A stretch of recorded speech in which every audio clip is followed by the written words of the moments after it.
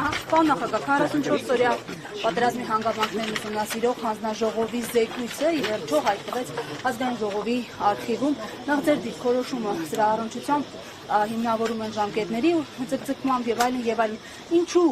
նույնիսկ ոչ գաղտնի մասին հնարավորություն չտրվեց ծանոթանալ հանրությանը, ինչից են վախենում կամ եթե վախենում են։ Այո, քննիչ հանձնաժողովի ուսումնասիրությունը զեկույցը ուղարկել են արխիվ, բայց արդյոք կարողանալու են արխիվ ուղարկել իրենց մեղքը կապիտուլյացիայի համար։ Իհարկե չեն կարողանալու։ Իմ կարծիքով ստույգ տեղեկություն չի, զուտ կարծիք է, հանձնաժողովի ստեղծումից հետո հանձնաժողովականներն ասել են հանգիստ աշխատեք, հետո տեսնենք ինչ ալնելու եւ այլն։ Եվ գիտակցաբար թույլ են տվել, որ հանձնաժողովը խախտի օրենքով նախատեսված ժամկետների ուսումնասիրության համար։ Այնուհետև մյուս թևին ասել են, որ խախտել են, ինչու եք բերում ազգային ժողով, ինչու եք բերում քննարկման, ուղարկեք արխիվ։ Բազա չէ, այնտեղ ուրիշ ինչ պետք է գտնեն։ Իրանց մեղքերն են այնտեղ գտնելու, այդ հանձնաժողովի ուսումնասիրություններում։ Իհարկե կլինեն մարդիկ, այսպես ներդրված մարդիկ, ովքեր կփորձեն հեքիաթներ պատմել, բայց լավ գերագույն գլխավոր հրամանատարը իրենք են, բոլոր հրամանատարները եղել են իրենց նշանակածները, ապա ինչ։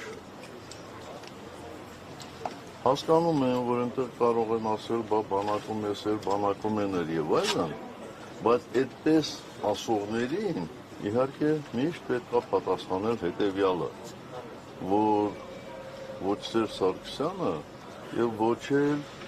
պաշտպանության նախարարը երբեք չեն հայտարարել, որ հայկական զինված ուժերը տարածաշրջանում ամենաազդեցիկներն են։ Այդ ոնց էր, որ տարածաշրջանում ամենաազդեցիկներն էին, այդ ոնց էր, որ միջմարտական մի դիրքի գրավման հետևանքով 70-ից ավել, 71 մարտական խաչով պարգևատրեց այդ հիմա իրենց կարծիքով անմարտունակ բանակի զինվորներին ու սպաներին, բայց երեք նախագահները միասին վերցած այդքան մարտական խաչ չեն շնորհել։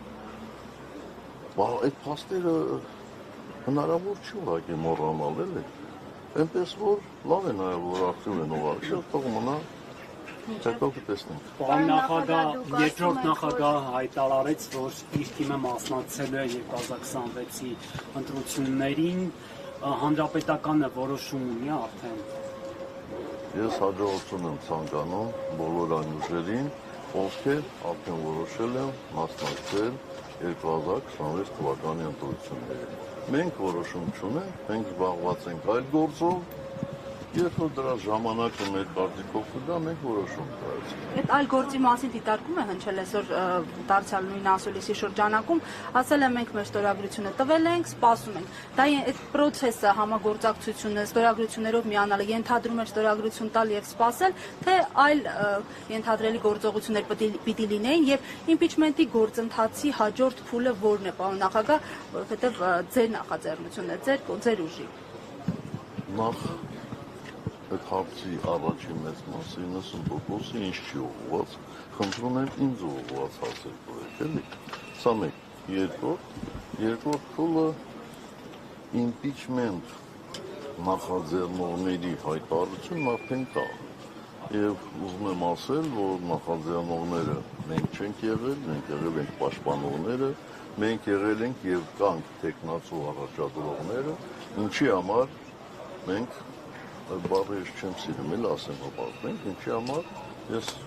շնորհակալություն եմ հայտնում մեր թիմի բոլոր անդամներին, ովքեր այս գաղափարը պաշտպանեցին։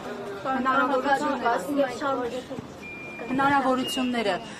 փողոցի գեներացիայի մասին եք խոսել։ Նրանք հերթով լինելու են, եթե նորից եմ ասում, ուշադիր հետևեք impeachment նախաձեռնողների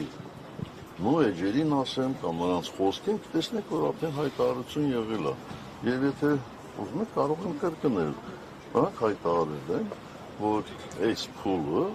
չեզոք այսպես ասեմ, պատգամավորներին համոզելն է, որպես նրանք միանան իմպիչմենտի գործընթացին։ Տեսնենք ժամանակը։ Պարոն նախագահ, դուք ասում եք, որ ձեզ համար Արցախի էջը երբեք չի կարող փակված համարվել, բայց փաստորեն այս իշխանությունները Արցախի էջը փակված են համարվում եւ արցախցիների վերադարձը իրատեսական չեն համարում։ Հիմա էլ եք կարծում, որ Արցախի էջը փակված չէ։ Այո։ Մեր տարբերությունը այս իշխանություններից միայն դա չի։ Մենք հսկայական հարյուրավոր տարբերություններ ունենք շատ սկզբունքային հարցերում։ Իհարկե փակված չի։ Դուք հնարավորություն ունեք ուսումնասիրելու, ես չեմ ասում, որ դա արդեն, չգիտեմ, կանխորոշեց Արցախի լինելու հարցը, բայց նայեք, թե Միացյալ Նահանգների կոնգրեսականները ինչ առաջարկություն են մտցրել կոնգրես։ Նայեք, տեսեք, թե ռուսական վերլուծաբանները ինչպիսի եզրակացություններ են արել եւ ինչ առաջարկություններ ունեն։ Ես չեմ ասում, որ դրանք արդեն որոշված պետությունների կողմից որոշված հանգամանքներ են, բայց դրանք կարևոր հանգամանքներ են։ Արցախը կմնա հայկական,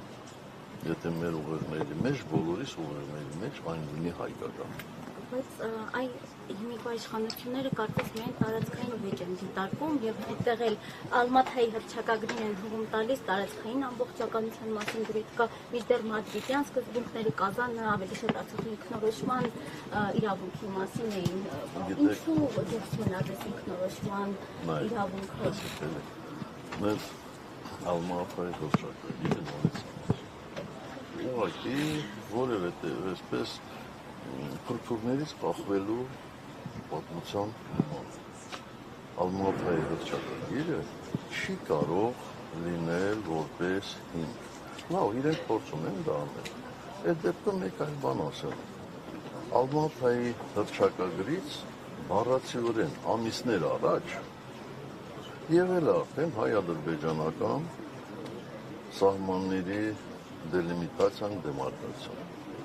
Բայց ինչու դրանով չեն առաջում։ Ինչ է նորից անում դա։ Անհասկանալի է, հասկանալի չի կարելի։ Հնարավոր չի 3-4 փաստ համադրել եւ ասել էսա։ Այս մարդիկ ուժի զորով ուզում են ամեն ինչ ուտեցնել մեր ժողովրդին։ Եթե դա ընկալելի է, դրա դեմ առաջի հերթին վստահ եմ, որ նորմալ լրատվամիջոցներն ու լրագրողները պետք է պայքարեն, էլի։ Եվ Լևոն Տեր-Պետրոսյանն ասում էր, որ իր խաղաղության հայեցակարգը տարբերվում է Նիկոլ Փաշինյանի հայեցակարգից։ Դուք համաձայն եք դրան։ Դուք ինչի եք ուրիշների ասածները իմ մեկնաբանությունները հարցնում։ Ես չեմ ուզում որևէ եղել գործընթացների ծանոթ եք։ ամեն ինչի ես ծանոթ եմ։ Եթե դուք անուն չտաք, ասեք, այսպիսի բան կա, ես կարող եմ ասել, բայց դուք ինձ ստիպում եք, որպես ես մեկնաբանեմ երկրորդ նախագահին, առաջին նախագահին, վաղ ինձ ստիպելու եք, որպես ես մեկնաբանեմ, չգիտեմ, մեկ ուրիշ մարդու, ես մեկնաբան չեմ քաղաքական։ Առաջին նախագահի խաղաղության հայեցակարգի հետ այսպես ձևակերպեք հարցը, լավ, մի կողմ թողնեք Նիկոլ Բայց ես էլ եմ նույն բանն ասում, ես չգիտեմ ինչի մասին եք դուք խոսում։ Երբ որ Լևոն Տեր-Պետրոսյանը մանրամասները շարադրի, ինչի մասին է խոսքը, այն ժամանակ ես հետևակի շատ կարող եմ դրան անդրադառնալ։ Պարոն նախագահ, եւ այդ Վաշինգտոնյան փաստաթղթի հետ կապված ի վերջո Ալիևը անվանում է Զանգեզուրի միջանցք։ Փորձենք հասկանանք հիմա Թրամփի ուղի թե Զանգեզուրի միջանցք։ Բայց մենակ Ալիևն է դա անվանում։ Բոլորն է, բացի այսօրվա Հայաստանի կառավարչից, բոլորը դա Զանգեզուրի միջանցք են անվանում։ Բոլորը այդպես են, այսինքն ադրբեջանցիները թուրքերը, վաղուց են չէ դրա մասին խոսել։ Բայց ժամանակ չեն ասել, չէ, վերցնենք մեկի անունով դնենք, մյուսի անունով դնենք, դրանք Զանգեզուրի միջանցքեր են։ Այսինքն ես դեմ չեմ ուրիշ ժողովուրդների անվտանգության ապահովմանը, իրենց երազանքները իրականացնելու ձգտումը, բայց այդ երազանքների իրականացնելու ձգտումը չպետք է մեկը ուրիշներին չնշի։ Այսօրվա Հայաստանի կառավարիչն ասում է ուզում եք Թուրանը միանա, դե միանա թող։ Այսինքն չեմ հասկանում ինքը որ երկրի կառավարիչն է, այնտեղ չեմ հասկանում, որ ժողովրդի ներկայացուցիչն է։ Պարոն նախագահ, նաև խնդրեմ անդրադառնաք Միքայել Սրբազանի ազատազրկմանը, տատանը 2 տարի 6 ամսով ազատազրկեց հոգևորականին, փաստացի խոսքի համար թեև նշում են, որ իշխանազավթման կոչ արել, պաշտոնական մեղադրանքն այդպեսին է։ Ձեր վերաբերմունքը այս որոշմանը եւ առհասարակ հայ առաքելական եկեղեցու շուրջ չդադարող թիրախավորման։ Բայց ես արդեն մի անգամ անդրադարձել եմ եւ ասել եմ, որ ուղղակի դա անհեթեթություն է։ Ոչ միայն խոսքի համար բան նստեցնելը, այլ այդ խոսքը նույնիսկ տեղ չի հասել, ես ասում եմ Միքայել Սրբազանին, ես վերջին 7 տարիների ընթացքում հնարավորություն չեմ ունեցել շփվելու։ Այսինքն Միքայել Սրբազանը այնքան միամիտ է, որ հրապարակավ ինձ կոչ է անում, որպեսզի ես մի գեներալ գտնեմ, որպեսզի ռազմական հեղաշրջում լինի։ Ատա խոսքը ասել է, այդ ասելու համար, որ նստեցնելը լավ է, մեր իշխանության ժամանակ ինքը 140 անգամ կարող է նստել։ Ինքը Աշնանը։ Բա ինքը ո՞վ։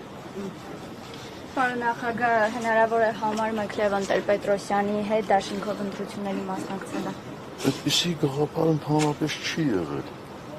Չի եղել։ Բա եթե չեմ սխալվում, Լևոն Զորաբյանը հայտարարեց, չէ՞, որ ասեց իրենք չեն պատրաստվում այդպիսի բան։ Բայց որտեղից եք այդ վերցրել այդ գաղափարը, որտեղից եք վերցրել, ես չեմ հասկանում։ Թե ուրիշ հարցեր չունեք, ուղղակի ինչ որ այսպես մտածում եք ինչ որ բան։ Միանգամից 4 գործ ձեր վերաբերյալ դատարան ուղարկվեց, ինչու է պայմանավորված։ Միանգամից ինչ։ 4 գործ ձեր վերաբերյալ ուղարկվեց դատարան։ Մի գործ Տեսնեք, այդ գործերը ինչպիսին են։ Դուք հասկանում եք ինչ է կատարվում։ Այն իշխանությունը, այն կառավարիչները, ովքեր 3 անգամ մեծացրել են եռաբլուրը, ինձ մեղադրում են, փորձում են մեղադրել, իբր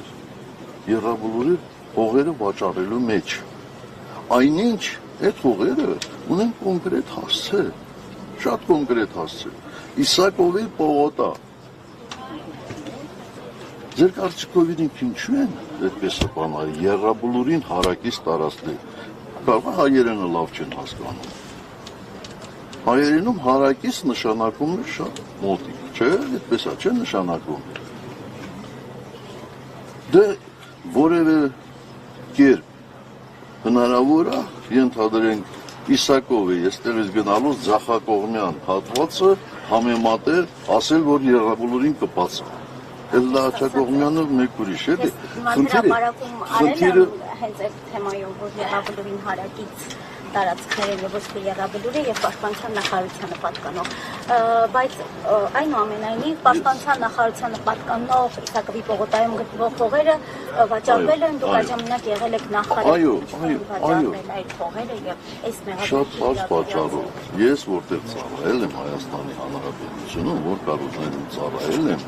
ես միշտ փորձել եմ նպաստել այդ կառույցների կայացմանը, այդ թվում նաեւ շենքային պայմանների բարելավման առումով։ Ես խորապես համոզված եմ եղել, որ Հայաստանի Հանրապետության զինված ուժերը արժանի են ունենալու պաշտպանության նախարարություն եւ պաշտպանության նախարարության համապատասխան համալիր։ Ընդ որում այդ աշխատանքները ես սկսել եմ դեռևս իմ առաջին պաշտպանության նախարար եղած ժամանակահատվածում 94 թվականի վերջից արդեն սկսել էինք այդ գործընթացը եւ համարում եմ, որ դա ճիշտ մոտեցում է, շատ ճիշտ։ Ու մենակ պաշտպանության նախարարությունը չի, անվտանգության խորհուրդ ունեցավ իր շենքային պայմանները, նախագահականում բարելավեցին շենքային պայմանները, դա կառույցի բաղկացուցիչ մաս է, նորմալ աշխատելու։ Հարցրեք ազգային անվտանգության նախարարության 95 թվականից աշխատող աշխատակիցների արդյոք բարելավել են իրենց շենքային պայմանները, արդյոք մթնոլորտը այնտեղ փոխվել է։ Արել ենք, այո, արել ենք, Եվ հիմա վերցնել այսօրվա գներով համարել 20 տարի առաջվա վաճառքի գները, դե ինչ ասեմ, ինքներդ էլի եզրակացություն արեք։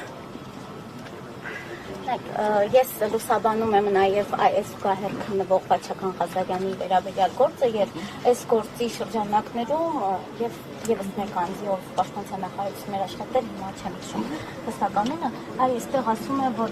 արտաբյուջե պաշտպանական կողմը ասում է, որ ծախսվել այդ միջոցները վաճառքից բացած գումարները արտաբյուջե են։ Այո, այդ ամբողջ միջոցները ծախսվել են պաշտպանության նախարարության համալիրը կառուցելու նպատակին, առանց որևէ բան։ Եվ այստեղ նաև Հայաստանի նախագահը այդ ժամանակ Ռոբերտ Քոչարյանն էր, եւ նաև Toyota Երևանը այստեղ հողատարածքներ է գնել, շատ քննարկվում է այս հարցը։ Ինչպես ստացվեց, այսինքն դուք տեղյակ եղել եք Toyota Երևան Ռոբերտ Քոչարյանի որդուն հողատարածք վաճառելու։ Ոչ, տեղյակ չեմ եղել եւ դատականության ժամանակ վստահ եմ այդ հարցերին տալու են, դուք ուշադիր կհետևեք։ Ես տեղյակ չեմ եղել, որովհետեւ այդ հողերը կարող էին ձեռք բերել յուրաքանչյուր ոք, ով ուներ գումար եւ ցանկություն այդտեղ հող ձեռք բերելու։ Թող գտնեն 1, 2, 5 մարդ, իրական մարդ, ով ուզել է այնտեղից հող ձեռք բերի, իրան ուղղակի մերժել են։ Կարևորը տեղյակ լինեք, ներկայիս իշխանությունների մեջ, պատգամավորների մեջ կան անձինք, որոնք այդ տարածքում հող են ձեռք բերել։ Չգիտեմ։ Ես ընդհանրապես ուրիշների բույքերով տենց առանձնապես չեմ եղել։ Դե ամեն դեպքում պաշտպանության նախարար եղած ժամանակ, եթե պաշտպանության նախարարությանը պատկանող հողեր վաճառվել են, կարելի է։ Ես ասել եմ քննության ժամանակ իմ այս քրկնում եմ, ես հայտարարել եմ պաշտպանության նախարարությունում, ասել եմ կաներ ովքեր ցանկություն ունեն այստեղից հող ձեռք բերելու, նվազանգույն գինը այսքան ձեռք բերել։ Ես կարծում եմ, եթե պաշտպանության նախարարության համալիրը կառուցվեր այսօր, 5 անգամ ավելի շատ գումար։ Մի փողոց ասֆալտապատելով վրա են այդպիսի գումարներ։